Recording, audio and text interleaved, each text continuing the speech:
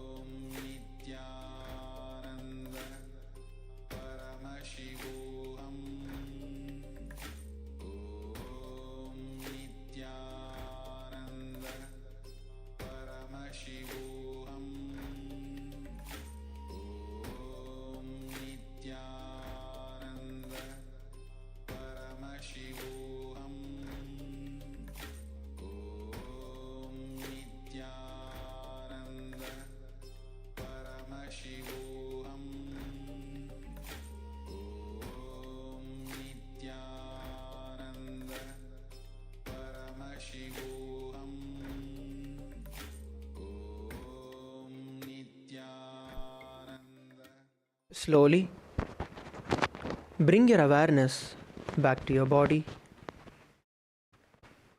Move your hands, move your feet.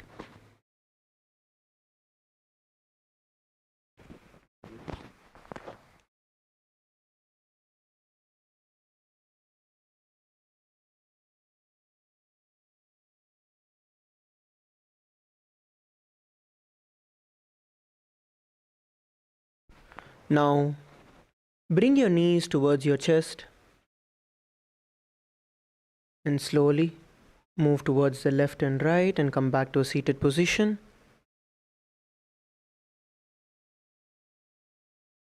Bring your hands in front of your heart. Let us now end with the Purna Mantra. Om Purnamadah Purnamidam Purnat Purnamudachyate Purnasya Purnamadaya Purnamevavashishyate Om Shanti Shanti Shantihi Harihi Om Tat Sat Sarvam Bhagavat Shri Nithyananda Paramashivopadukarpanamastu Om Nithyanandam. Thank you, everybody. Let's gather back for the next session at 8 a.m. Eastern. Nithyanandam.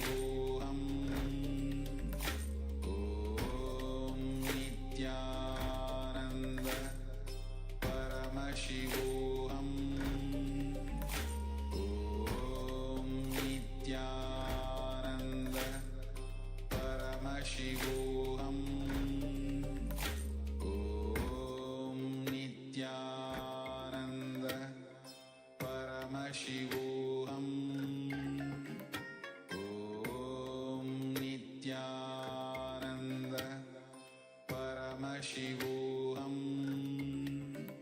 Om Nithyananda Paramashivoham Om Nithyananda Paramashivoham Om Nithyananda Paramashivoham Om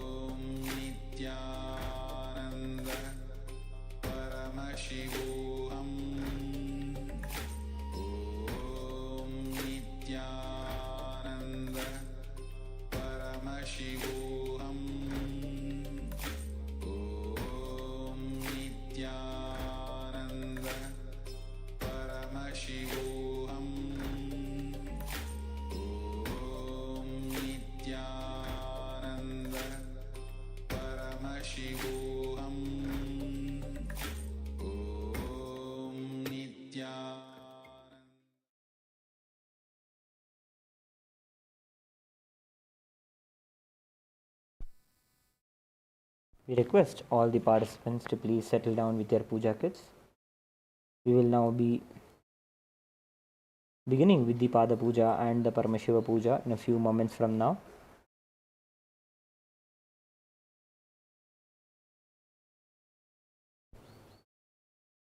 Please be seated in a space of gratitude and deep restful awareness in your Ananda Gandha.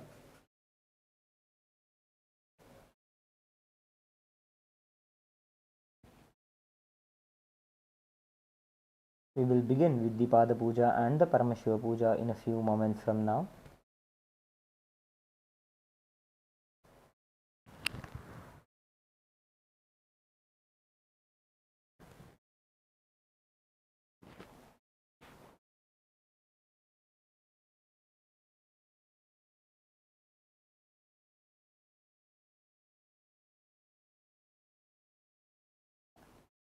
We request all the participants, please settle down without any forms of distractions.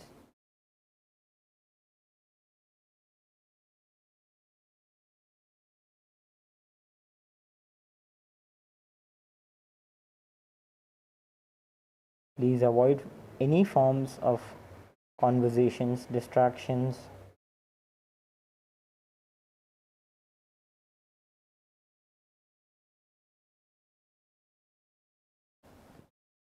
We will begin with the Pada Puja and the Paramashiva Puja now.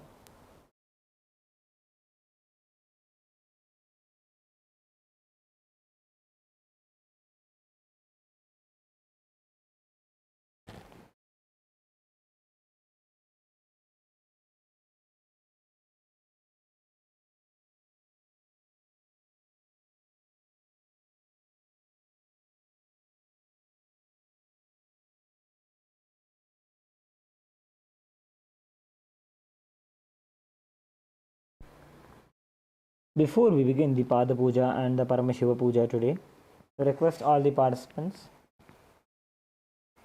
to declare the following with integrity and authenticity. If you agree to the following, please say yes loudly. I authentically cognize, which is internally process, understand, and declare the truth that the cosmic energy exists. Yes. I authentically cognize, which is internally process, understand, and declare the truth that the Supreme Pontiff of Hinduism, Bhagavan Shri Nithyananda Paramashivam, Shri Nithyanandeshwara Paramashiva, Shri Nithyanandeshwari Paramashiva Shakti, Guru Paduka, and the Atmalinga are the Chinmaya Vigrahas, the embodiment and representation of that very cosmic energy. Yes. I authentically cognize, which is internally process, understand, and declare the truth that whatever I offer during the Pada Puja to Swamiji and during the Paramashiva Puja to Shri Nithyanandeshwara Paramashiva and Shri Nithyanandeshwari Paramashiva Shakti will reach the cosmic source of energy directly. Yes. I authentically cognize, which is internally process, understand, and declare the truth of Sohamasmi, that even when I worship, I am Him. Yes. Let us now begin with the Pada Puja with the Sadguru Vandanam, invoking the presence of our beloved Bhagavan, the Supreme Pontiff of Hinduism, Bhagavan Shri Nithyananda Paramashivam. Please take a few flowers in your hands. Hold your hands in the Anjali Mudra. Offer the flowers at Swamiji's feet by the end of the mantra.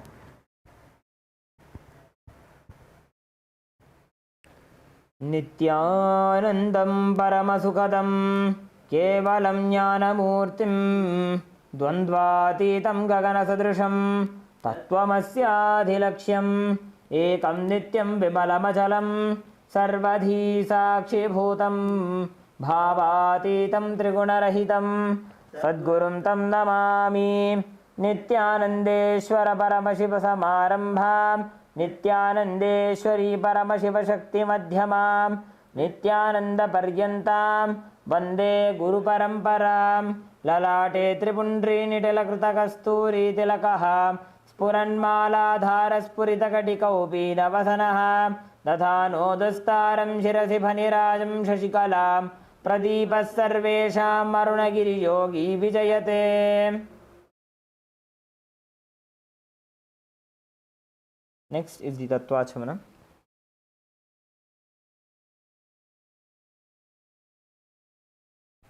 Please take an udanya of water in your right hand, keeping your right hand in the Gokarna Mudra. Take another knee of water and sip the water from the base of the right palm along with the mantra. Om Atmatattvam Shodhayami Swadha. Please take another uddarni of water. Om Vidyatattvam Shodhayami Swadha. Please take another uddarni of water. Om Shivatattvam Shodhayami Swadha. Please wash your hand with an uddarni of water. With the base of the right thumb, wipe your lips twice from the right to the left. Om Ham Hridayaya Namaha. With the tip of the index, middle and ring fingers joined together, touch above the upper lip and below the lower lip. Again wash your hand. With the tips of the index finger and thumb joined together, touch the right nostril, the left nostril. With the ring finger and thumb joined together, touch the right eye, the left eye, the right ear and then the left ear. Again wash your hand. With the little finger and thumb joined together, touch the navel center, the right chest, the left chest. With all 5 fingers joined together, touch the top of the head, the right shoulder, left shoulder and then the heart center. Again wash your hand. Next is the Shuklambaradharam. Please take a few flowers and akshata in your hands. Clench your hands and tap the sides of the forehead 5 times along with the mantra. Om Shuklambaradharam Vishnum Shashivarnam Chaturbhujam Prasannabadanam Dhyayet Sarva Vighnopashantaye. Next is the pranayama. Please perform the pranayama as we chant the following Samhita mantras. Om Ham Ishanamurdanam Om Him Tatpurushavaktarayanam Om Hum Agarardanam Om Him Amadev Gukhyanam Om Ham Satyajatmurtenam Om Hapitanam Om Him Shirsenam Om Hum Shikanam Om Him Kaucharam Om Hum Netribhyonam Om Astrayanam Om Ham Ishanamurdanam Om Him Tatpurushavaktarayanam Om Hum Agarardanam Om Him Amadev Gukhyanam Om Ham Satyajatmurtenam Om Ham Hridanam Om Him Shirsenam Om Hum Shikayanam Om Him Kaucharam Om Hum Netribhyonam Om Astrayanam Om Ham Ishanamurdanam Om Him Tatpurushavaktarayanam Om Hum Agarardanam Om Him Amadev Gukhyanam Om Ham Satyajatmurtenam Om Ham Hridanam Om Him Shirsenam Om Hum Shikayanam Om Him Kaucharam Om Hum Netribhyonam Om Ha Astraya Namaha. Now please touch the right ear.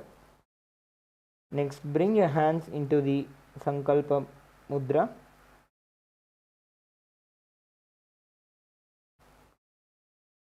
Clasp your right hand over your left hand and place them on the right thigh. Remember Swamiji in your inner space. As we now begin with the Sankalpa. Om Mamopata Samasta Duritakshayadvara Bhagavat Shri Nithyananda Paramashiva Prityartham Shri Nithyanandeshwari Paramashiva Shakti Sameta Shri Nithyanandeshwara Paramashiva Prityartham Cha Shubhe Shobhane Muhurte Adya Brahmanaha Dvitiya Parardhe Shri Shvetavaraha Kalpe Vaivasvatamanvantare Ashtavimshatitame Nitya Yuge Prathame Pade Jambudvipe Bharatavarshe Bharatakhande Meroho Dakshine Parshve Shakabdhe Asmin Vartamane Yavaharike Prabhavadinam Shashtyaha Samvatsarana Madhye Vishwavasunama Samvatsare Uttarayane Lakshmi Venkateshwara Ritu Mithunamase Shuklapakshe Chaturdashyam Shubhatithau Budhavasarayuktayam Moola Brahma Yoga Vanijakarana Evam Guna Visheshana Vishishtayam Asyam Shubhatithau Shri Kailasa Dvadashanta Pitharudha Shri Meenakshi Sundareshwara Bhinna Swarupa Parashivaputra Ratnakumara Gurumanyatulyavatar Shri Parvati Stanyapana Labdha Divya Jnana Vishruta Sakala Nigama Gamasara Bhuta Dravida Veda Pravaktre Shrimat Paramashiva Karuna Samadhigata Mukta Maya Chaturashayana Giyamana Chatra Chamara Shri Chinhaka Haladi Samasta Virada Valyalankrita Jnana Vijnana Chakravarti Sarvajana Sangha Sadyo Nirvana Diksha Vyayapa Varga Varsha Vishrana Jimuta Paramatakala Bhagesari Shaiva Siddhanta Sthapanacharya Shri Rajadhiraja Pandya Maharaja Guru Shapana Shakyadi Mahandakara Nivarana Jnana Bhanu Vikshana Narharha Dajodchedana Purvaka Shrimad Rishabhadvaja Sthapaka Shaiva Samay Kartre Sarvajna Pitharudha Shri जगद्गुरु श्री ज्ञानसंबंध देशिक स्वामी वागीश सुंदर माणिक्यवाचक स्वामिनां अवतारभूत श्री ज्ञानसंबंध स्वामी पुनरुद्धृत श्यामला पीठ सर्वज्ञ पीठ तृणवद्युत्तर द्विशततम गुरु महासन्निधान अरुणगिरि योगीश्वर परंपरागत अरुणाचल सर्वज्ञ पीठ गुरु महासन्निधान कैलास परंपरागत कांची कैलास सर्वज्ञ पीठ त्रयस्त्रिंशदुत्तर द्विशततम गुरु महासन्निधान नित्योत्सव नित्यमंगल नित्य कल्याण नित्य रचित कैलास परंपरागत आदि कैलास नित्यानंद पीठ महासंस्थान महासिंहासन पीठ कर्त्र साक्षात् श्री परमशिव समुद्भूत कैलास परंपरागत वैवस्वत मनु इक्ष्वाकु हरिश्चंद्र भगीरथ श्रीरामचंद्र शूरसेन इत्यादि अनवच्छिन्न सार्वभौम चक्रवर्ती परंपरागत चतुष्षष्टि योगिनी मंडित चतुष्षष्टि संप्रदाय प्रवर्तक मनुधर्म शासन सूर्यवंश प्राप्त सर्वज्ञ पीठ सुरांगी साम्राज्य मूर्धाभिषिक्त चूड़ामणि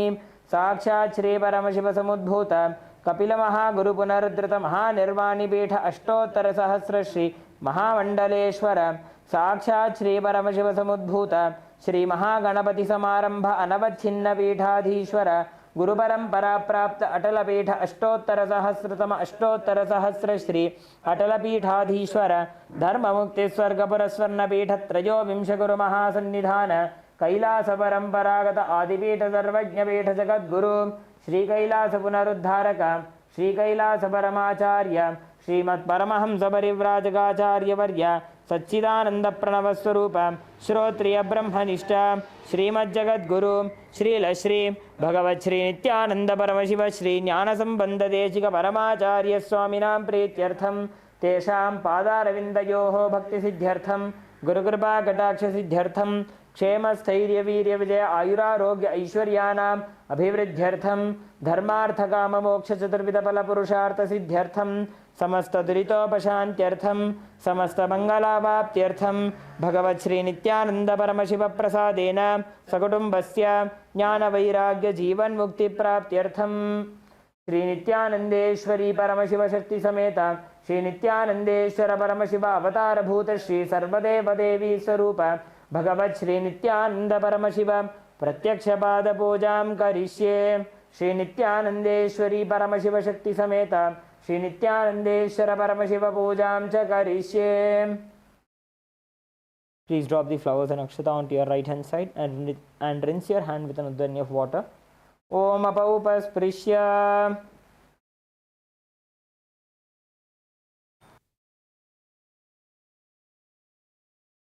Next is the Ghantanada.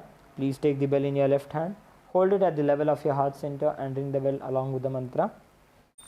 Om Agamarthantu Devanam Gamanarthantu Rakshasam Ghantanadam Karomyado Devata Hvanalanchanam Ghanta Devatabhyo Namaha. Next is the Manasa Puja, the internal worship. Please take a flower in your hands, hold your hands in the Kurma Mudra. Remember Swamiji in your inner space.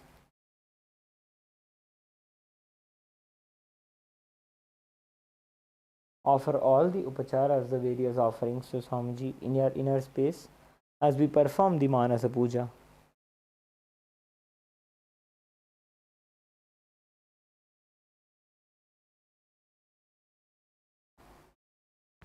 Om Hritpadmamasanam Dadyat Sahasrarachyutamritaihi Padyam Charanayor Dadyat Manastu Arghyam Nivedayet Tenamritena Achamaniyam Snaniyam Tena Chaspradam Akashatattvam Vastram Syat Gandhasyat Gandhadatvakam Chittam Prakalpayet Pushpam Dhupam Pranan Prakalpayet Tejastatvam Cha Deepartham नैवेद्यं स्यात् सुधां बुधिः अनाहतध्वनिर्घण्टा वायुतत्वं च चामरं सहस्रारं भवेत् छत्रं शब्दतत्वं च गीतकं नृत्तमिन्द्रियकर्माणि चाञ्चल्यं मनसस्तथा सुमेखलां पद्ममालां पुष्पं नानाविधं तथा अमायाद्यैर्भावपुष्पैः अर्चयेद्भावगोचरम् अमायं मनहङ्कारम् अरागं ममदं तथा अमोहकमदं भञ्च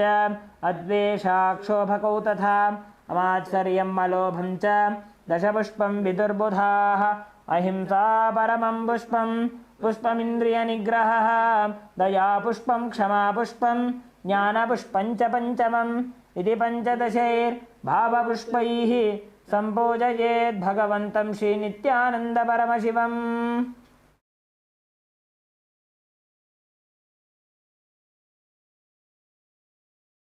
Next is the Upachara Puja, the external worship. First is the offering of Asanam, the offering of the seat.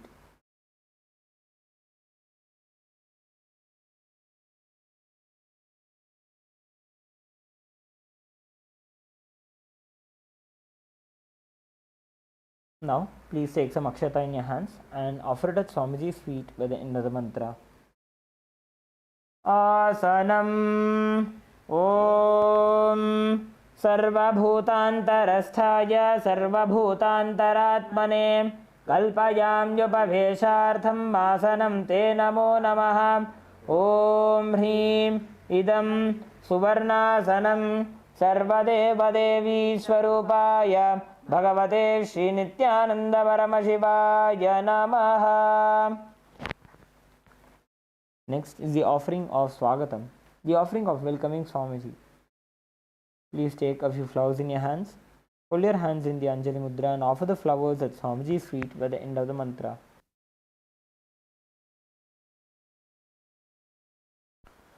Swagatam Om Shantatvat Sarvakartritva Bhavo Paratikaranat Shiva Uktau Mahatantra Mantravidhis Sada Shivaha Tasmai Shivaya Gurave Vitaragakalaya Vai Amejatvatanantoyam Majatvacha Prakirtitaha Yasya Darshanamichanti Deva Swabhishta Siddhaye Tasmai Te Parameshana Swagatam Swagatam Prabho Adya Me Sabhalam Janma Jivanam Sabhala Kriyaha Swagatam Yatvaya Tanme Tapasam Phalamagatam. Om Hrim Sarvadeva Devi Swarupa Bhagavat Shri Nithyananda Paramashiva Swagatam Saswagatam Te. Next is the offering of Padyam, the offering of water for washing Swamiji's feet. Please take an udanya of water and offer it at Swamiji's feet by the end of the mantra.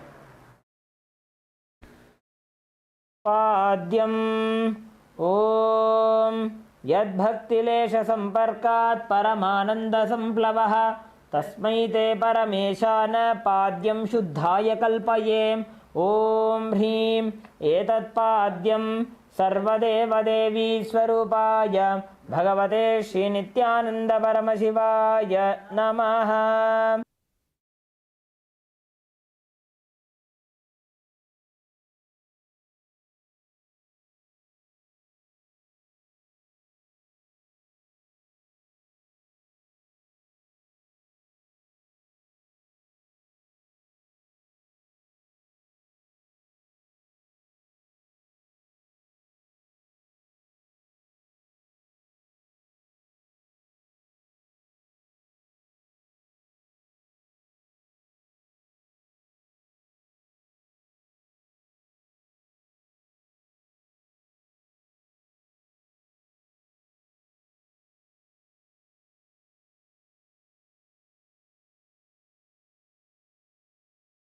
Next is the offering of Arghya, the offering of the traditional bouquet. Please take the Arghya in your hands and offer it at Swamiji's feet by the end of the mantra. Arghya Om Durvakshata Samayuktam Bilvapatram Tatha Param Shobhanam Shankhapatrastam Grahanarghyam Maheshwara. Om Hrim Esho Arghya Sarvadeva Devi Swarupaya Bhagavate Shri Nithyananda Paramashivoham Swaha.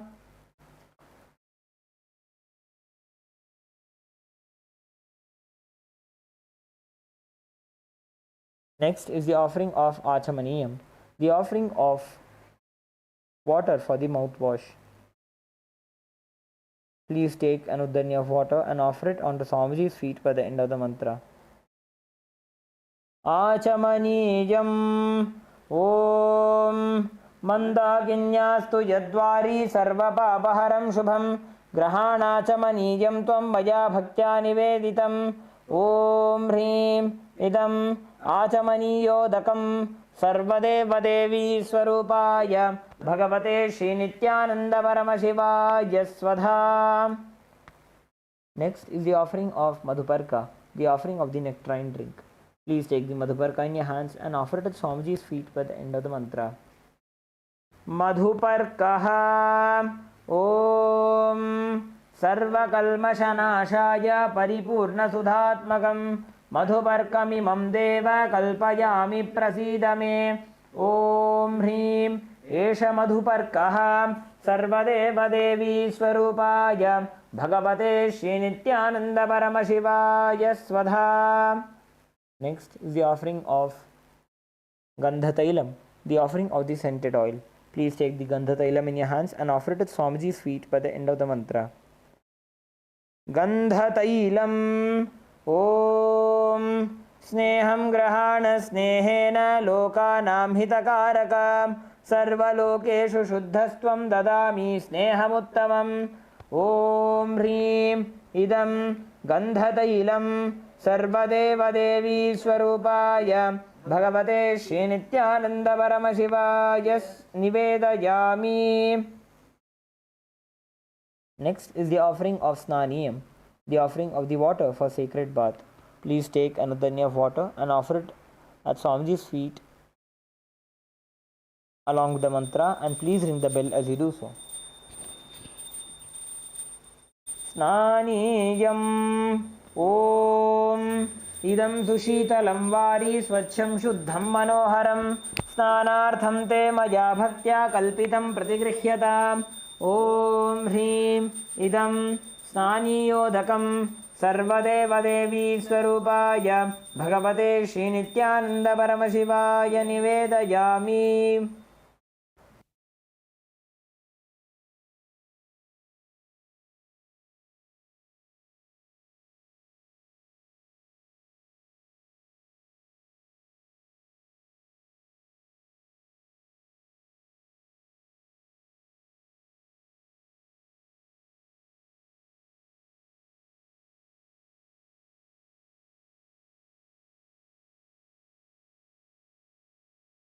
Next is the offering of Vastram, the offering of the clothes. Please take the Vastram in your hands and offer it at Swamiji's feet by the end of the mantra.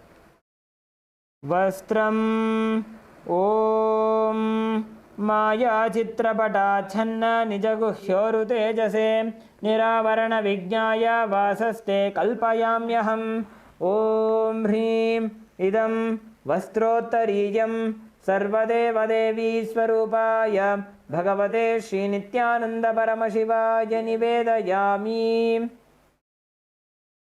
Next is the offering of Abharanam, the offering of the sacred jewelry. Please take the Abharanam in your hands and offer it at Swamiji's feet by the end of the mantra.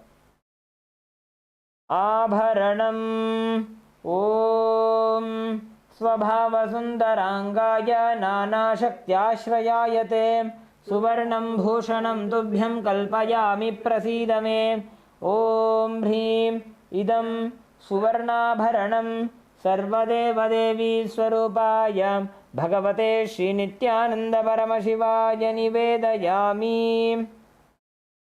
Next is the offering of Gandha, the offering of the sandalwood paste. Please take the Gandha in your hands and offer it at Swamiji's feet by the end of the mantra.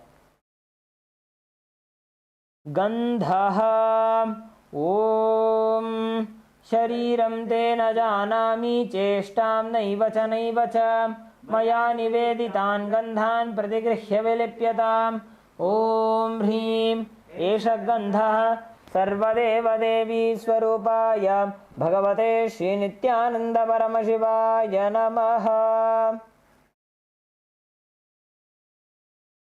Next is the offering of Pushpam, the offering of the flowers.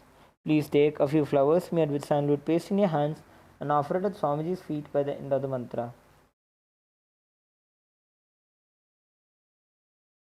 Pushpam Om Turiyavana Sampannam Nana Gunamanoharam आनन्दसौरभं पुष्पं गृह्यताम् इदमुत्तमम् ॐ ह्रीं एतानि सचन्दनपुष्पाणि सर्वदेवदेवीस्वरूपाय भगवते श्रीनित्यानन्दपरमशिवाय निवेदयामि. Next is the offering of Bilva Patram, the offering of the Bilva leaves. Please take a few Bilva leaves made with sandalwood paste in your hands and offer it at Swamiji's feet by the end of the mantra.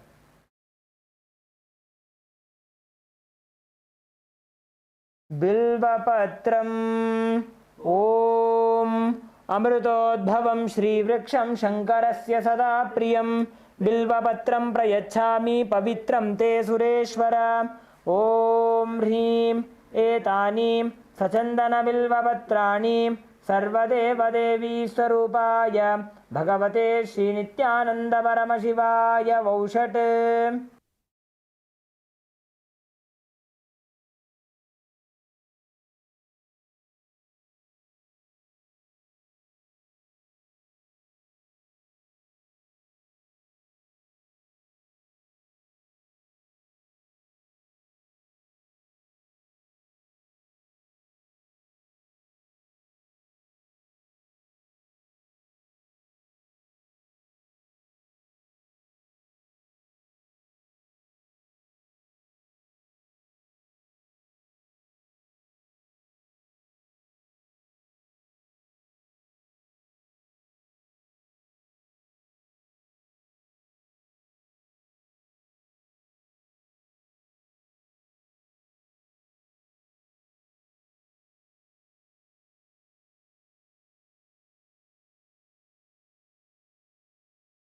Next is the offering of the Tulasi Patra, the offering of the Tulsi leaves.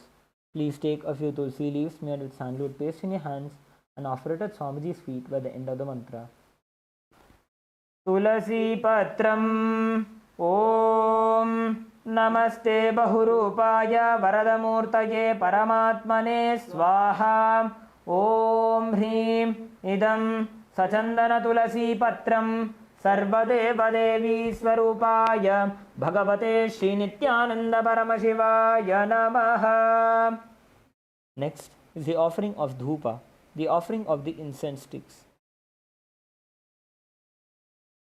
Please take the lit incense sticks in your hands and slowly wave it towards Swamiji along with the mantra.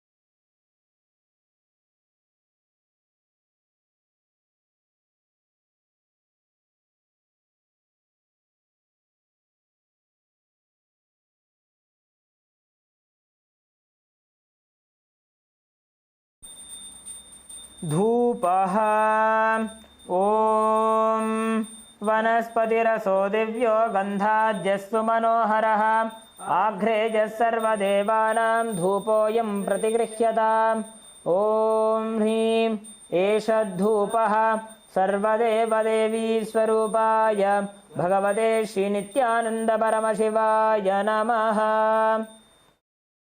Next is the offering of Deepa, the offering of the lit lamp. Please take the Deepa in your hands and slowly wave it towards Swamiji along with the mantra, and please ring the bell as you do so. Deepaha Om Suprakasho Mahadipah Sarvatastimirapahah Sabāhyabhyantarah Jyotirdeepoyam Pratigrihyataam Om Hrim Eshaddeepah Sarvadevadevi Swarupaya Bhagavate Shri Nityananda Paramashivaya Namaha. Next is the offering of Naivedyam, the offering of the food. Please take an udani of water, hover it clockwise over the Naivedyam and offer it at Swamiji's feet by the end of the mantra. Naivedyam Om Naivedyam Vividham Deva Sharkaradi Vinirmitam Maya Niveditam Bhaktya Grahana Parameshwara ॐ ह्रीं इदं शोपकरणनैवेद्यं सर्वदेवदेवी स्वरूपाय भगवते श्रीनित्यानन्दपरमशिवाय निवेदयामि. Next is the offering of paniyam, the offering of water for drinking. Please take another dani of water and offer it at Swamiji's feet by the end of the mantra. Paniyam Om Samastadeva Devesha Sarvatriptikaram Param Akhandananda Sampurnam Grahana Jalamuttamam Om Hrim Idam Panarthodakam Sarvadeva Devi Swarupaya Bhagavate Shri Nityananda Paramashivaya Namaha. Next is the offering of Punarachamaniya, the offering of water for the mouthwash. Please take an uddani of water and offer it at Swamiji's feet by the end of the mantra. Punarachamaniyam Om Uchishtamapya Shuchirva Yasya Smaranamatrataha Shuddhimapnoti Tasmai Te Punarachamaniyakam Om Hrim Idam Punarachamaniyodakam Sarvadeva Devi Swarupaya Bhagavate Shri Nityananda Paramashivaya Swaha. Next is the offering of the Arartrikam. Please take the lit arti in your hands and slowly wave it towards Swamiji along with the mantra, and please ring the bell as you do so.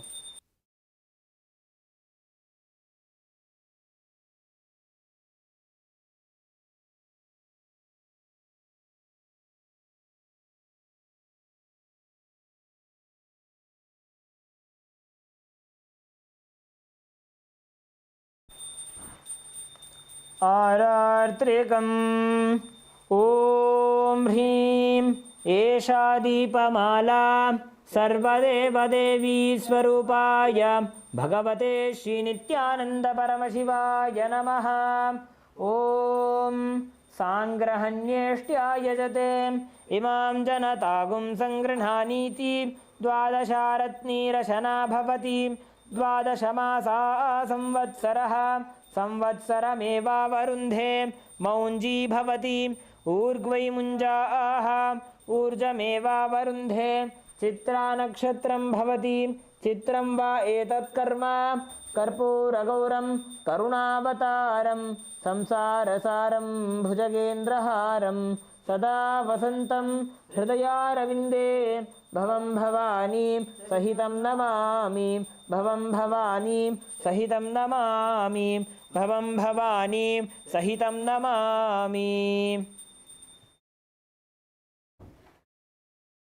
आरार्त्रिकं समर्पयामि भगवत् श्री नित्यानंद परमशिव चरणकमलेभ्यो नमः. Next is the offering of Pushpanjali, the offering of the fragrant flowers. The meaning of the mantra we are going to chant now is: Guru is the Brahma, who is the source of creation of the universe. Guru is the Vishnu, who is the source of sustenance of the universe. Guru is the Maheshwara, who is the source of rejuvenation of the universe. Guru is directly the Param Brahma, the ultimate superconsciousness. Unto that Guru I surrender. I surrender to the Guru, who is omnipresent and has given me a glimpse of his experience. I surrender to the Guru, who removes the blinding darkness of the eyes caused by the absence of wisdom by applying the Jnananjana, the sacred black eye pigment anointing the three eyes, and awakens the all-pervasive infinite eyes. I surrender to the Guru, who, by giving the knowledge about the self, has burnt my karmic baggage of so many births. I surrender to the Guru, who is the Lord of the cosmos, who is the Guru of the cosmos. My soul is the same soul which is in all the beings. I surrender to Dakshinamurti, the primordial Guru, who manifests himself differently in the form of Ishvara, Guru, and Atman, or the Self. I surrender unto that Sadguru, who is in Nithyananda, the eternal bliss, the bestower of supreme happiness, who is the personification of wisdom, who is beyond duality, who is omnipresent, to whom the supreme goal is giving the experience of Tattvamasi, that you are that, who is oneness, eternal, pure and immovable, who is the direct witness, the Sakshi of the beginning and the source of all the beings, who is beyond the emotions and who is without the three qualities called Sattva, Rajas, and Tamas. Now, let us enter into the Pushpanjali. Please take a few flowers in your hands, hold your hands in the Anjali Mudra, and offer the flowers at Swamiji's feet by the end of the mantra.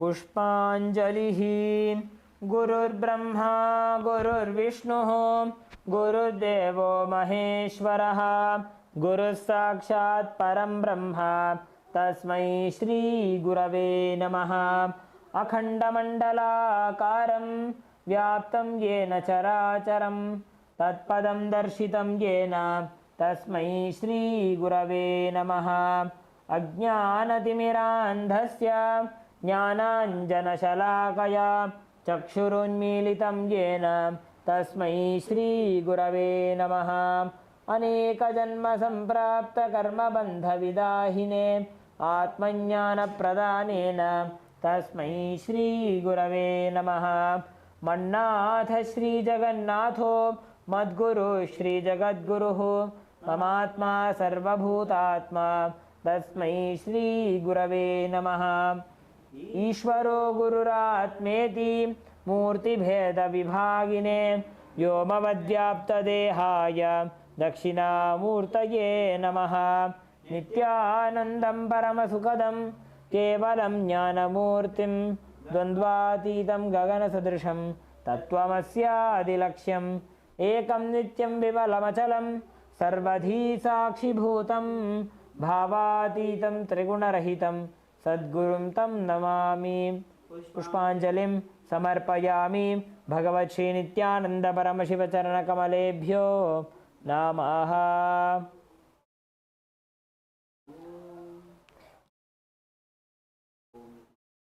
Om नित्यानन्दम्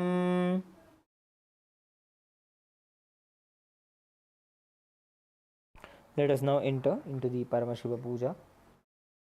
Please begin with the Tattva Achamanam. Om Atmadattvam Shodhayami Svadha. Om Vidyadattvam Shodhayami Svadha. Om Shivadattvam Shodhayami Svadha. Om Ham Hridayaya Namaha.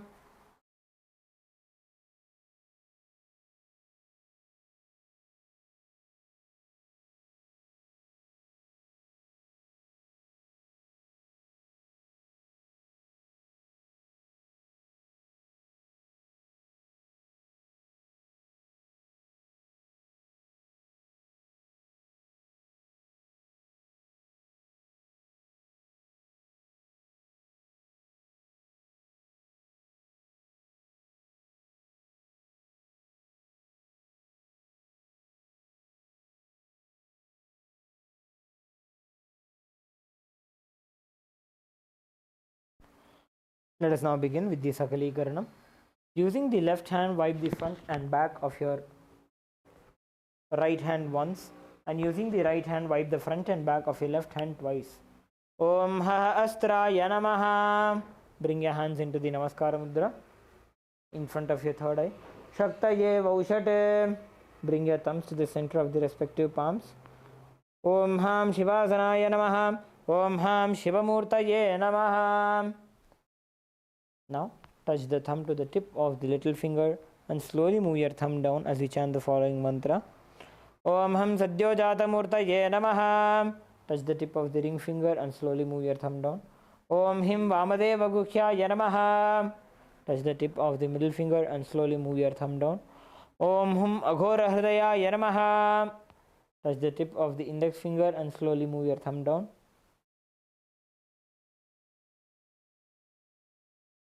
Om Hem Tatpurusha Vaktraya Namaha. Touch the tip of the thumb with your index finger and slowly move your index finger down. Om Hom Ishana Murdhaya Namaha. Touch the thumb to the center of the respective palm. Om Ham Hom Vidyadehaya Namaha. Touch the index, middle and ring fingers to the center of the respective palm. Om Hom Netrebhyo Namaha. Again touch the thumb to the center of the respective palm. Om Ham Hom Shivaya Namaha.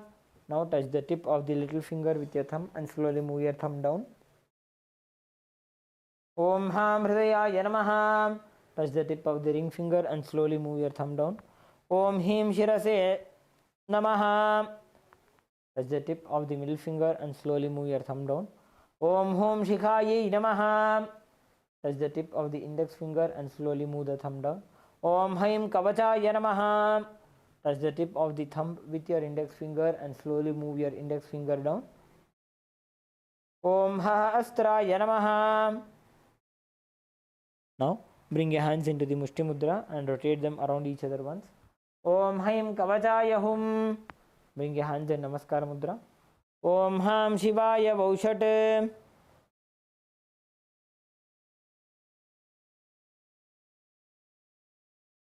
Bring your thumbs to the center of the respective palms. Om Ham Hom Shivaya Namaha. Now, with your right hand ring finger and thumb joined together, touch the Ananda Gandha.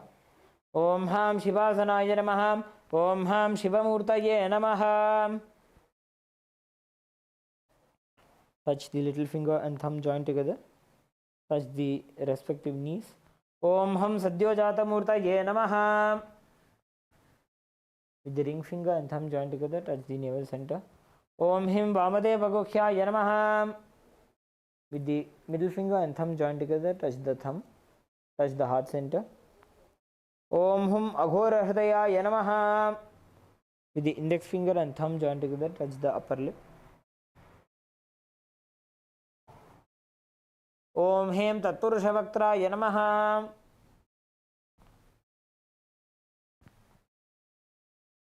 With only the tip of the thumb, touch the top of the forehead. Om Hom Ishanamurdhaya Namaha.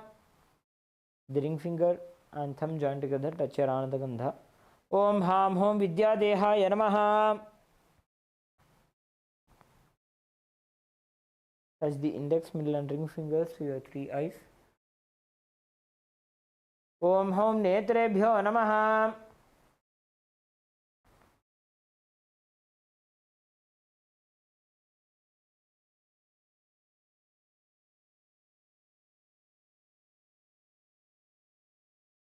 With the ring finger and thumb joined together, touch the Ananda Gandha. Om Ham Hom Shivaya Namaha. With the little finger and thumb joined together, touch the heart center.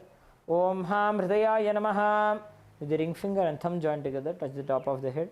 Om Him Shirase Swaha. The middle finger and thumb joined together, touch the back of the head. Om Hom Shikhaye Vashat. Now cross your hands. Bring your index fingers into the shape of a hook. And slowly, as you uncross your arms, move your hands around your head. Om Haim Kavachaya Hum. Now strike your right thumb onto the left palm and your left thumb onto the right palm. Om Ha Astraya Phat. With the right hand index finger and the middle finger joined together, strike the left palm thrice. Om Ha Astraya Hum Phat. With the index finger and thumb joined together, snap around yourself in all the 10 directions. Om Ha Astraya Phat. Now, move your hands from the head to the feet by touching the sides of the body. Om Ham Shivaya Vaushat. Let us prepare the Samanya Arghya. Please mix some sandalwood powder, flowers and akshata into the water inside the Panchapatram.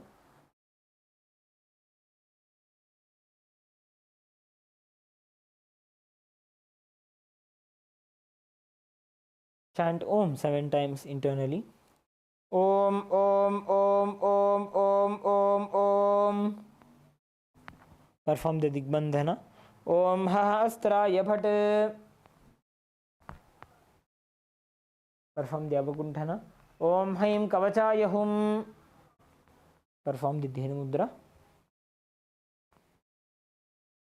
Om Ham Shivaya Vaushat.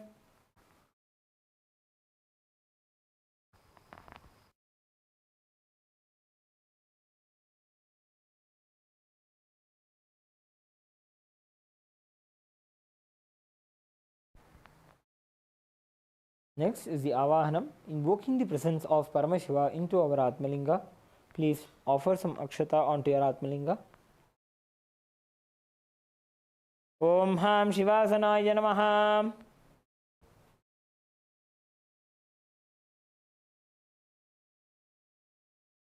Now please take a few flowers in your hands. Hold your hands in the Anjali Mudra as you meditate on the form of Paramashiva in your inner space.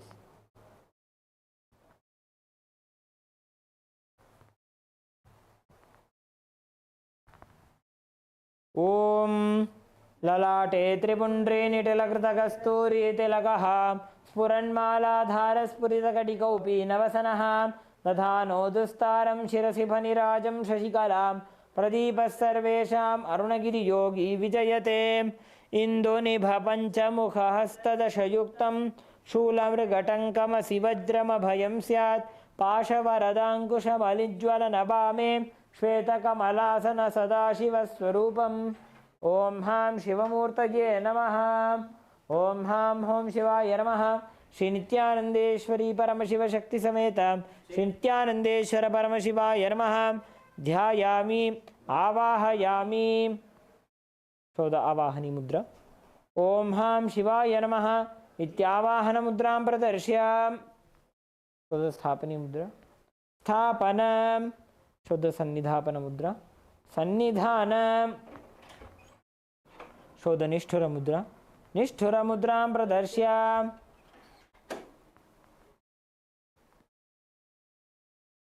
So the Kalakanthi Mudra. Astraya Humphat iti Kalakanthi Mudram Pradarshya.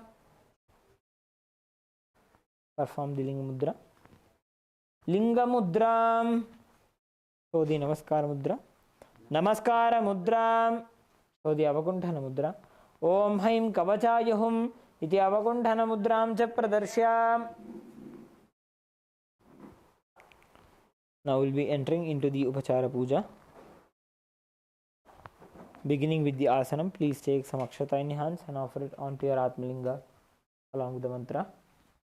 Om Ham Hom Shivaya Namaha Shri Nithyanandeshwari Paramashiva Shakti Sameta Shri Nithyanandeshwara Paramashivaya Namaha. Asanam Samarpayami.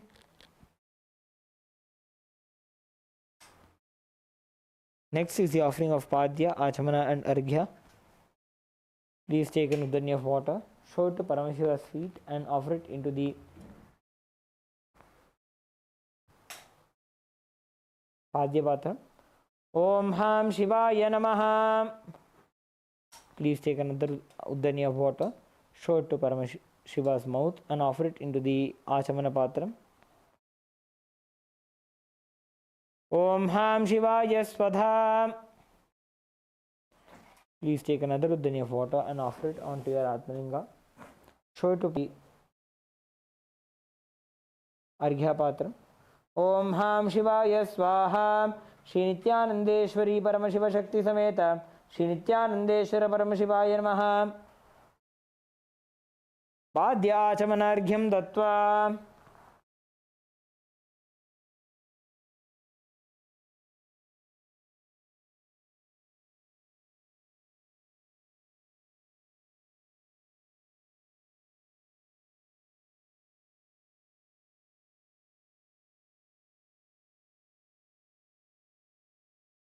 Next is the Snaniyam.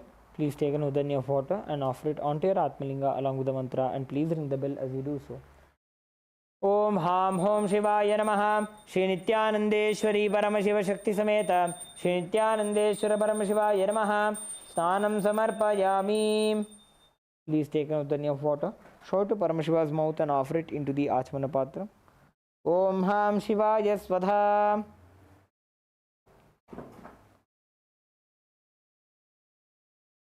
Next is the offering of Vastram. Please take some akshata in your hands and offer it onto your Atmalinga along with the mantra. Om Ham Hom Shivaya Namaha Shri Nithyanandeshwari Paramashiva Shakti Sameta Shri Nithyanandeshwara Paramashivaya Namaha. वस्त्रयज्ञोपवीत उत्तरीयाभरणार्थमक्षतान् समर्पयामि. Next is the offering of gandha, the sandalwood paste. Please take some gandha and offer it onto your Atmalinga along with the mantra. Om Ham Hom Shivaya Namaha. Shri Nithyanandeshwari Paramashiva Shakti Sameta Shri Nithyanandeshwara Paramashiva Namaha. Gandhan dharayami. Gandhasyopari haridra kunkumam samarpayami.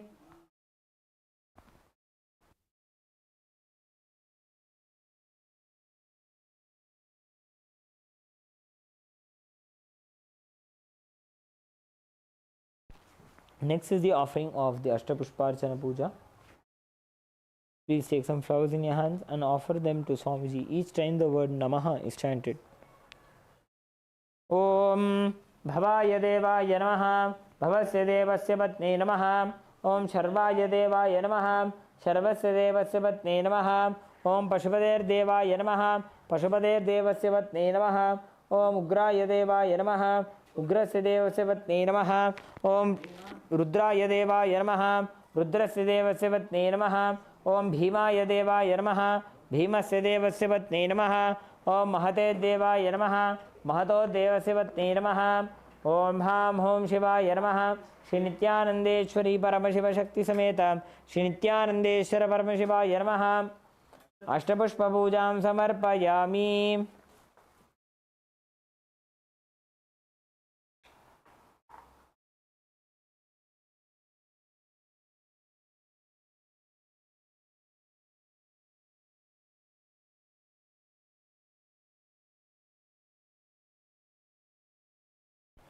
Next is the offering of Bilva Patram.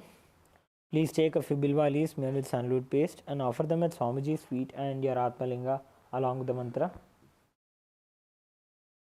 Om Ham Hom Shivaya Namaha. Shri Nithyanandeshwari Paramashiva Shakti Sameta Shri Nithyanandeshwara Paramashivaya Namaha. Bilva Patram Samarpayami.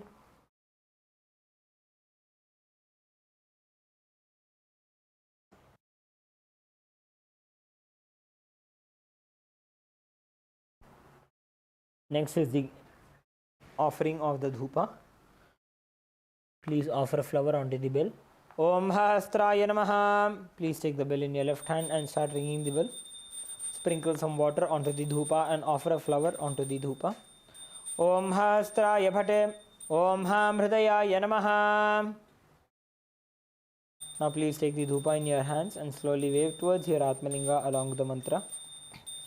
Om Ham Hom Shivaya Namaha. Shri Nithyanandeshwari Paramashiva Shakti Sameta Shri Nithyanandeshwara Paramashivaya Namaha. Dhupam Aghrapayami. Please take an udanya of water, show it to Paramashiva's mouth and offer it into the Achamana Patram. Om Ham Shivaya Swadha. Next is the offering of Deepa.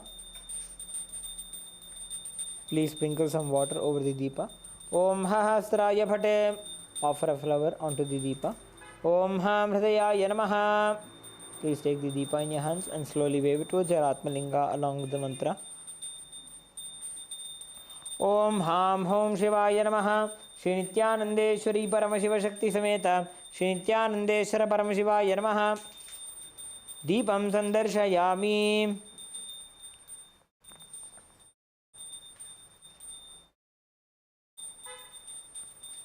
Please take an udanya of water, show it to Paramashiva's mouth and offer it into the Achamana Patram. Om Ham Shivaya Swadha.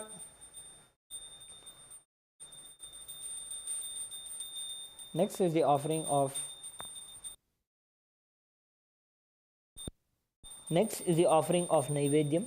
Please sprinkle some water over the Naivedyam. Om Hahastraya Bhate. Offer a flower onto the Naivedyam. Om Ham Hridayaya Namaha. Please take an udanya of water, hover it clockwise over the Naivedyam and offer it onto your Atmalinga along with the mantra. Om Ham Hom Shivaya Namaha. Shri Nithyanandeshwari Paramashiva Shakti Sameta Shri Nithyanandeshwara Paramashivaya Namaha. Amritam Mahanaivedyam Nivedayami. please take another dani of water, show it to Paramashiva's mouth and offer it into the Achamana Patram. Om Ham Shivaya Swadha Naivedyanantaramashamanam Samarpayami.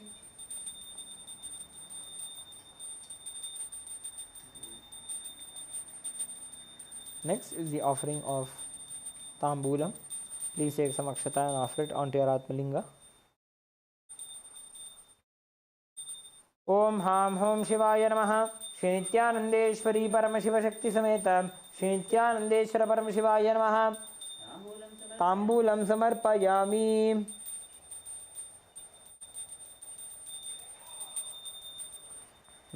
Next is the offering of Aratrikam. Please sprinkle some water over the arati. Om Hahasraya Bhate. Offer a flower onto the arati. Om Hamridaya Namaha.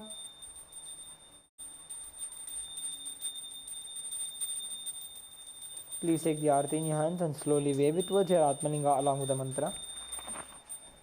Om Ham Hom Shivaya Namaha Shri Nithyanandeshwari Paramashiva Shakti Sameta Shri Nithyanandeshwara Paramashivaya Namaha. Karpura Nirajanam Sandarshayami. Now please take some flowers in your hands. You can place the bell down. Take a few flowers in your hands. Hover it clockwise over the flame and offer it onto Swamiji's feet by the end of the mantra. Rakshandharayami.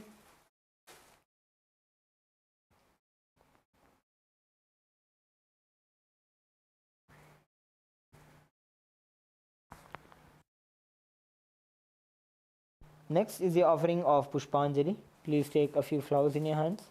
Hold your hands in the Anjali Mudra and offer them at Swamiji's feet by the end of the mantra. Om Ham Hom Shivaya Namaha Shri Nithyanandeshwari Paramashiva Shakti Sameta Shri Nithyanandeshwara Paramashivaya Namaha. Pushpanjalim Samarpayami.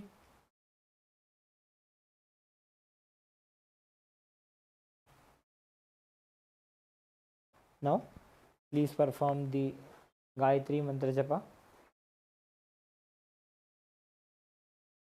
11 times internally.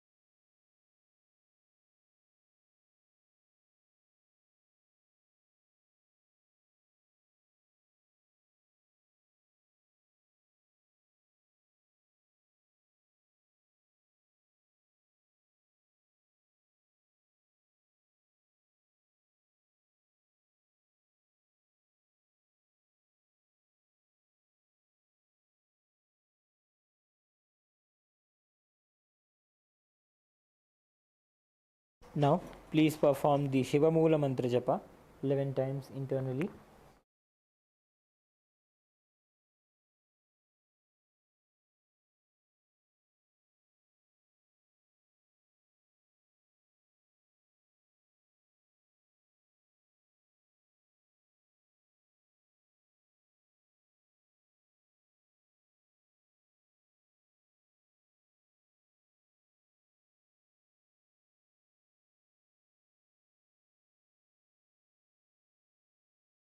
Now, please take a few flowers, Akshata and Durva grass into your right hand. Om Ham Hridayaya Namaha Om Haim Kavachaya Hum Om Ham Shivaya Vaushate. Please fill some water into your right palm and offer the flowers and the water onto your Atmalinga with the Udbhava Mudra by the end of the mantra. Om Yat Kinchit Karma Devesha Sada Sukrita Dushkritam Tanme Shivapadastasya Bhungshakshapaya Shankara Shivo Data Shivo Bhokta Shiva Sarvamidam Jagade Shivo Jatati Sarvatra Yashiva Sohame Vatum Om Ham Hom Shivaya Namaha. Please perform the Tattvachamanam. Om Atmatattvam Shodhayami Svadha. Om Vidyatattvam Shodhayami Svadha. Om Shivatattvam Shodhayami Svadha. Om Ham Hridayaya Namaha.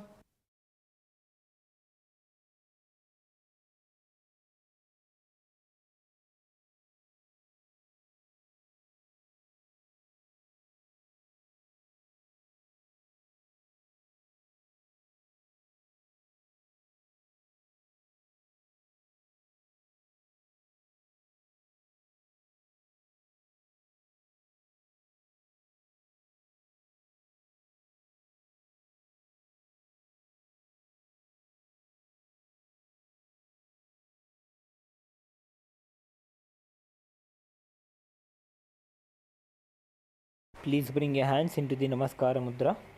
Let us now conclude with the Purna Mantra. Om Purnamadah Purnamidam Purnat Purnamudachyate Purnasya Purnamadaya Purnamevavashishyate Om Shanti Shanti Shanti Harihi Om Tat Sat Sarvam Bhagavat Shri Nithyananda Paramashiva Padukarpanamastu Om Nithyanandam.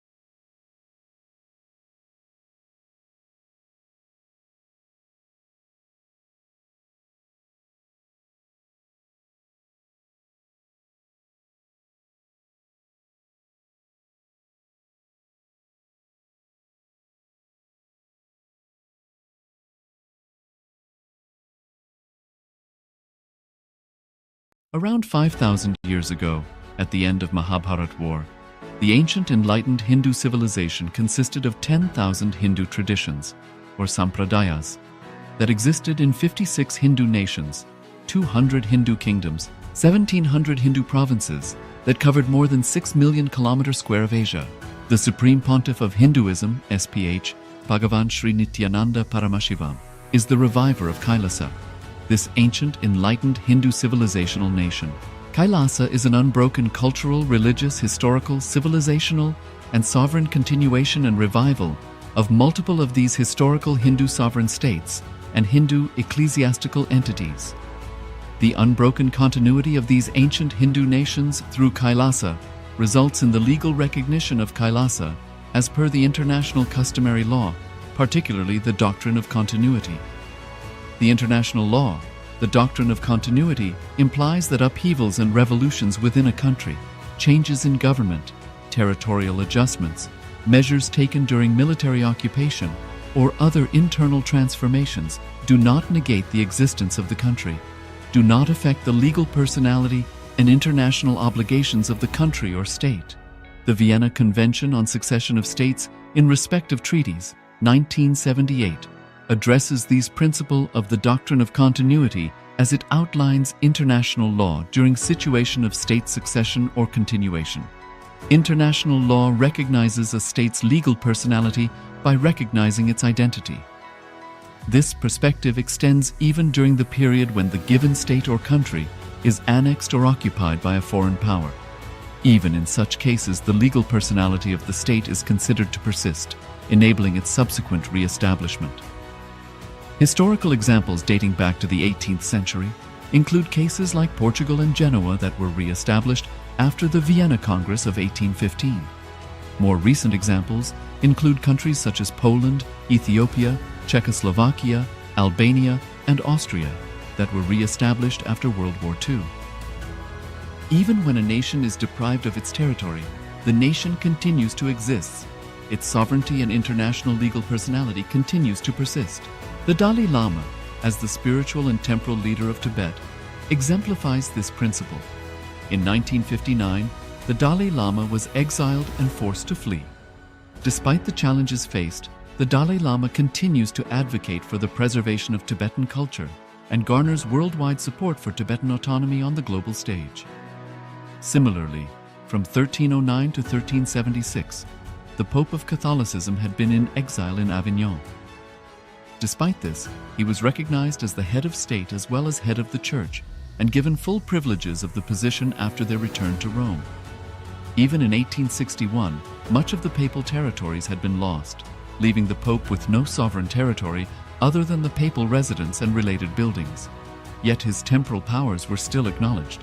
He was recognized as a head of state, and later, the Lateran Treaty of 1929 formally re-established papal sovereignty over the Vatican City. The Sovereign Order of Malta further exemplifies this principle, retaining international recognition as a sovereign entity despite the permanent loss of their territory upon Napoleon's invasion in June 1798. Despite such permanent loss of territory, the sovereignty and the international legal personality of the Sovereign Order of Malta continue to persist. Much later in 1894, the order settled in Rome and acquired two properties, the Magistral Palace and the Magistral Villa that received. Today, the order maintains diplomatic relations with 112 countries, issues its own diplomatic passports, currency, stamps, and vehicle registration plates, and has been granted observer status in the United Nations. All these examples of state re-establishment illustrate the principle of continuity of states, as per international law, that a state's legal personality persists over time. A nation continues to exist even after a complete loss of territory. A far more striking example is of the oceanic countries, which are under the threat of their entire nation being drowned and submerged due to rising sea levels owing to global warming. In response to such existential threat of climate change, Pacific Island nations, including Tuvalu, have enacted constitutional amendments and made international declarations affirming that their nation and their sovereign rights will continue to persist, despite their entire territory being lost to the sea. This proactive stance is highlighted in the Constitution of Tuvalu Act 2023 and the Pacific Islands Forum Declaration of 2021. The Supreme Pontiff of Hinduism, Bhagavan Sri Nithyananda Paramashivoham, through the line of succession is the present 203rd Emperor of the Hindu Sovereign Kingdom of Surangi Samrajya. He was crowned on the 31st of December 2004 at the age of 26. Thus, by very same principles of the doctrine of continuity, through which the international legal personality of Portugal, Genoa, Poland, Ethiopia, Czechoslovakia, Albania, Austria, Vatican, Tibet, Sovereign Order of Malta, and several other nations has been recognized despite having undergone a period of exile, annexation, occupation by a foreign power, or despite loss of territory. The SPH Nithyananda Paramashivoham, through well-established legal and historical facts about the Hindu sovereign state of the Surangi Samrajyam, derives all sovereign rights and powers of the royal lineage of the Surangi Samrajyam as its 203rd sovereign emperor from his inheritance and continuation of the unbroken succession of the kingdom of Surya Vamsa Surangi Samrajyam Sarvanapitha. Surya Vamsa Surangi Samrajyam, through unification with 20 other sovereign Hindu states and sovereign ecclesiastical, historical entities, became part of the United States of Kailasa, which thus became a sovereign, independent juridical state, with the SPH Nithyananda Paramashivoham as the sovereign. Just as how the oceanic nations like Tuvalu have safeguarded their sovereignty from the existential threat of total submersion by amending their constitution and asserting that their sovereignty will persist regardless of the loss of their territory, Kailasa, which is a sovereign continuation of 21 sovereign Hindu states, and sovereign ecclesiastical historical entities, is also reviving and continuing the Kumari Kandam Hindu nations that got submerged. As per the doctrine of continuity, these facts imply that the Kailasa's statehood is recognized by international law and manifests as a natural outcome of well-established historical legal facts. Share your time, talent, and treasure. Become part of Kailasa. Sign up as an eCitizen https://kailasa.ecitizen.info.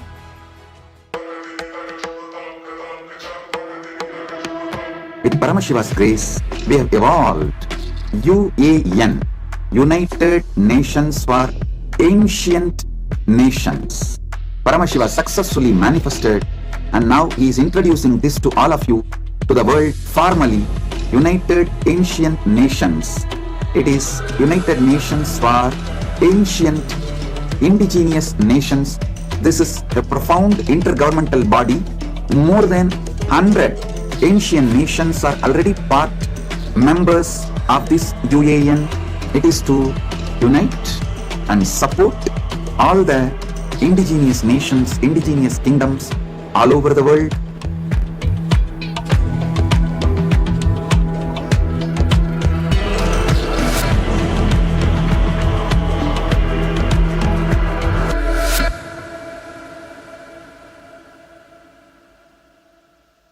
Around 5,000 years ago, at the end of Mahabharat War, the ancient enlightened Hindu civilization consisted of 10,000 Hindu traditions, or sampradayas, that existed in 56 Hindu nations, 200 Hindu kingdoms, 1,700 Hindu provinces that covered more than 6 million kilometer square of Asia. The Supreme Pontiff of Hinduism, SPH, Bhagavan Sri Nithyananda Paramashivoham, is the reviver of Kailasa, this ancient enlightened Hindu civilizational nation. Kailasa is an unbroken cultural, religious, historical, civilizational, and sovereign continuation and revival of multiple of these historical Hindu sovereign states and Hindu ecclesiastical entities. The unbroken continuity of these ancient Hindu nations through Kailasa results in the legal recognition of Kailasa as per the international customary law, particularly the doctrine of continuity. The international law, the doctrine of continuity, implies that upheavals and revolutions within a country, changes in government, territorial adjustments, measures taken during military occupation, or other internal transformations do not negate the existence of the country, do not affect the legal personality and international obligations of the country or state. The Vienna Convention on Succession of States in Respect of Treaties, 1978, addresses these principles of the doctrine of continuity as it outlines international law during situation of state succession or continuation. International law recognizes a state's legal personality by recognizing its identity. This perspective extends even during the period when the given state or country is annexed or occupied by a foreign power. Even in such cases, the legal personality of the state is considered to persist, enabling its subsequent re-establishment. Historical examples dating back to the 18th century include cases like Portugal and Genoa that were re-established after the Vienna Congress of 1815. More recent examples include countries such as Poland, Ethiopia, Czechoslovakia, Albania, and Austria that were re-established after World War II. Even when a nation is deprived of its territory, the nation continues to exist. Its sovereignty and international legal personality continues to persist. The Dalai Lama, as the spiritual and temporal leader of Tibet, exemplifies this principle. In 1959, the Dalai Lama was exiled and forced to flee. Despite the challenges faced, the Dalai Lama continues to advocate for the preservation of Tibetan culture and garners worldwide support for Tibetan autonomy on the global stage. Similarly, from 1309 to 1376, the Pope of Catholicism had been in exile in Avignon. Despite this, he was recognized as the head of state as well as head of the church and given full privileges of the position after their return to Rome. Even in 1861, much of the papal territories had been lost, leaving the Pope with no sovereign territory other than the papal residence and related buildings. Yet his temporal powers were still acknowledged. He was recognized as a head of state, and later, the Lateran Treaty of 1929 formally re-established papal sovereignty over the Vatican City. The Sovereign Order of Malta further exemplifies this principle, retaining international recognition as a sovereign entity despite the permanent loss of their territory upon Napoleon's invasion in June 1798. Despite such permanent loss of territory, the sovereignty and the international legal personality of the Sovereign Order of Malta continue to persist. Much later in 1894, the order settled in Rome and acquired two properties, the Magistral Palace and the Magistral Villa that received extraterritorial status. Today, the order maintains diplomatic relations with 112 countries, issues its own diplomatic passports, currency, stamps, and vehicle registration plates, and has been granted observer status in the United Nations. All these examples of state re-establishment illustrate the principle of continuity of states, as per international law, that a state's legal personality persists over time. A nation continues to exist even after a complete loss of territory.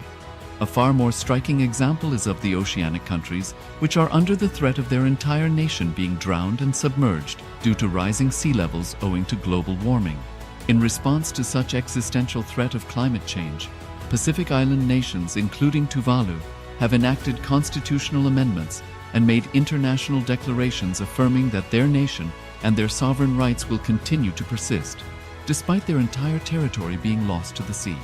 This proactive stance is highlighted in the Constitution of Tuvalu Act 2023 and the Pacific Islands Forum Declaration of 2021. The Supreme Pontiff of Hinduism, Bhagavan Sri Nithyananda Paramashivoham, through the line of succession is the present 203rd Emperor of the Hindu Sovereign Kingdom of Surangi Samrajya. He was crowned on the 31st of December 2004 at the age of 26. Thus, by very same principles of the doctrine of continuity, through which the international legal personality of Portugal, Genoa, Poland, Ethiopia, Czechoslovakia, Albania, Austria, Vatican, Tibet, Sovereign Order of Malta, and several other nations has been recognized despite having undergone a period of exile, annexation, occupation by a foreign power, or despite loss of territory. The SPH Nithyananda Paramashivoham, through well-established legal and historical facts about the Hindu sovereign state of the Surangi Samrajyam, derives all sovereign rights and powers of the royal lineage of the Surangi Samrajyam as its 203rd sovereign emperor, from his inheritance and continuation of the unbroken succession of the kingdom of Surya Vamsa Surangi Samrajyam Sarvanapitha. Surya Vamsa Surangi Samrajyam, through unification with 20 other sovereign Hindu states and sovereign ecclesiastical, historical entities, became part of the United States of Kailasa, which thus became a sovereign, independent juridical state, with the SPH Nithyananda Paramashivoham as the sovereign. Just as how the oceanic nations like Tuvalu have safeguarded their sovereignty from the existential threat of total submersion by amending their constitution and asserting that their sovereignty will persist regardless of the loss of their territory, Kailasa, which is a sovereign continuation of 21 sovereign Hindu states and sovereign ecclesiastical historical entities, is also reviving and continuing the Kumari Kandam Hindu nations that got submerged.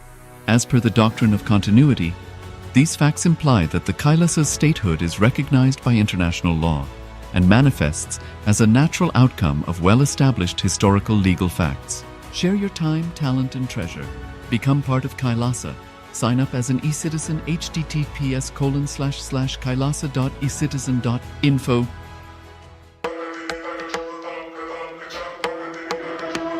With Paramashiva's grace, we have evolved UAN, United Nations for Ancient Nations.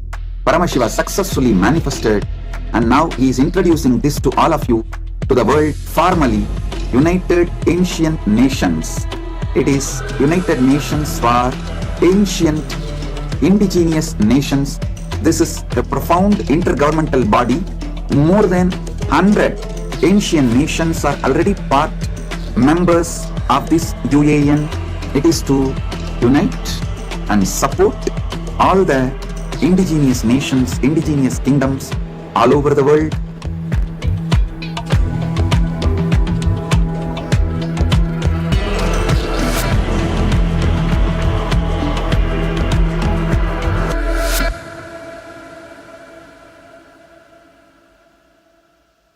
Around 5,000 years ago, at the end of Mahabharat War, The ancient enlightened Hindu civilization consisted of 10,000 Hindu traditions, or sampradayas, that existed in 56 Hindu nations, 200 Hindu kingdoms, 1,700 Hindu provinces that covered more than 6 million kilometers square of Asia.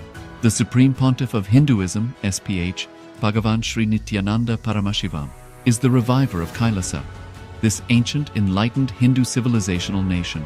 Kailasa is an unbroken cultural, religious, historical, civilizational, and sovereign continuation and revival of multiple of these historical Hindu sovereign states and Hindu ecclesiastical entities. The unbroken continuity of these ancient Hindu nations through Kailasa results in the legal recognition of Kailasa as per the international customary law, particularly the doctrine of continuity. The international law, the doctrine of continuity, implies that upheavals and revolutions within a country, changes in government, territorial adjustments, measures taken during military occupation, or other internal transformations do not negate the existence of the country, do not affect the legal personality and international obligations of the country or state. The Vienna Convention on Succession of States in Respect of Treaties, 1978, addresses these principles of the doctrine of continuity as it outlines international law during situation of state succession or continuation. International law recognizes a state's legal personality by recognizing its identity. This perspective extends even during the period when the given state or country is annexed or occupied by a foreign power. Even in such cases, the legal personality of the state is considered to persist, enabling its subsequent re-establishment. Historical examples dating back to the 18th century include cases like Portugal and Genoa that were re-established after the Vienna Congress of 1815. More recent examples include countries such as Poland, Ethiopia, Czechoslovakia, Albania, and Austria that were re-established after World War II. Even when a nation is deprived of its territory, the nation continues to exist. Its sovereignty and international legal personality continues to persist. The Dalai Lama, as the spiritual and temporal leader of Tibet, exemplifies this principle. In 1959, the Dalai Lama was exiled and forced to flee. Despite the challenges faced, the Dalai Lama continues to advocate for the preservation of Tibetan culture and garners worldwide support for Tibetan autonomy on the global stage. Similarly, from 1309 to 1376, the Pope of Catholicism had been in exile in Avignon. Despite this, he was recognized as the head of state as well as head of the church and given full privileges of the position after their return to Rome.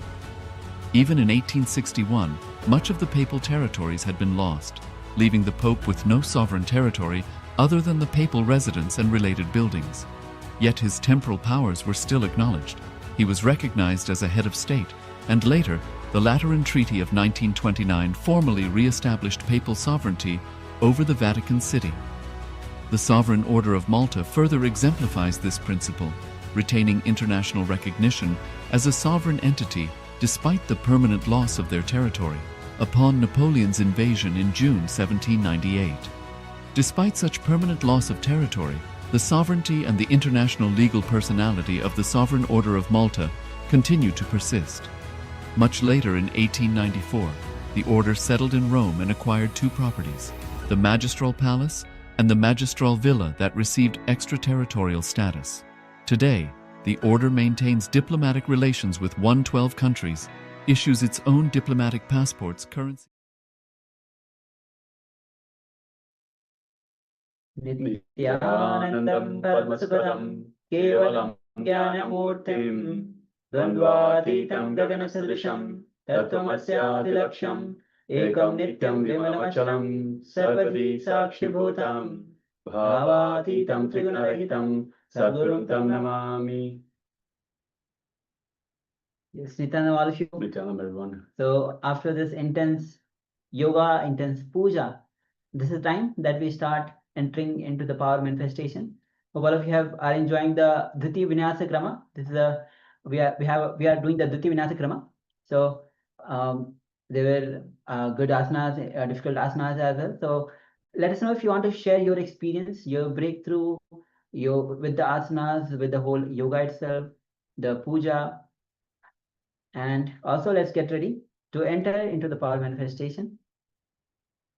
So the acharyas will be projecting you the image on your screen, and through the power of third eye, see what Swamiji is revealing to you. So let's get ready. You can cover your eyes now and we'll get ready with the blindfold. Before that, let's welcome each and every participant, those who are with us in Bhagwan's presence. So we have Sharmimus Nithyanandam, Ma Salishan Nithyanandama, we have EPN China Nithyanandam, we have Yang Yanhong Nithyanandama, Ma Suagyana Nithyanandam, Chayu Huang Nithyanandama. All the participants on the YouTube, welcome everybody, welcome all of you on this wonderful day of Paramashivoham. So with this, let's get ready to enter into the power manifestation. Let's get ready. You can cover your eyes as we enter into the Shastra Pramana for manifesting this science of power manifestation. The verse goes as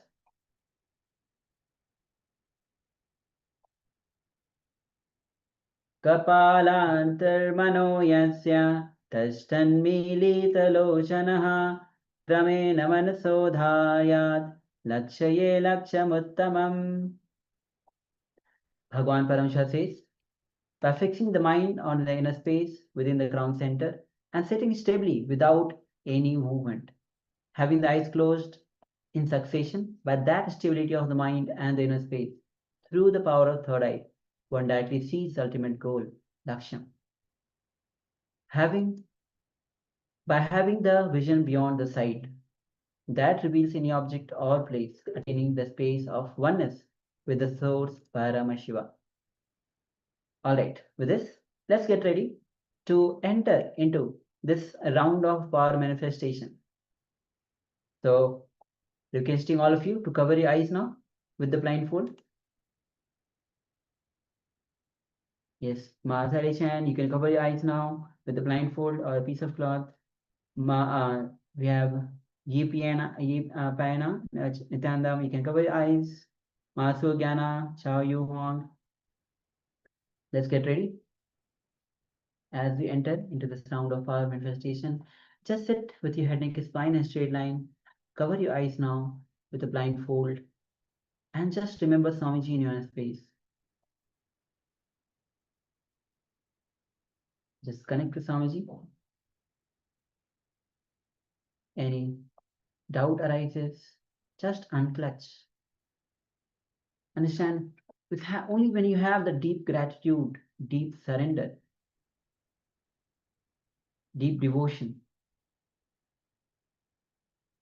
all your self-doubt, delusion just simply dissolves into Paramashiva. So any thought that arises, just unclutch.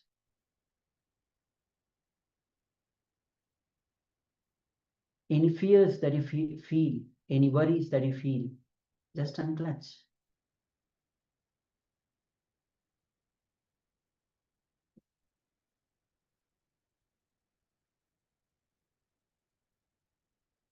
Just go on unclutching. Don't engage with the thoughts. Don't empower, whether it is good thought, whether it is bad thought, just unclutch. Then you enter into the space, the pure unclutched space, the pure space of Nirvikalpa Samadhi, the oneness, pure oneness with Swamiji.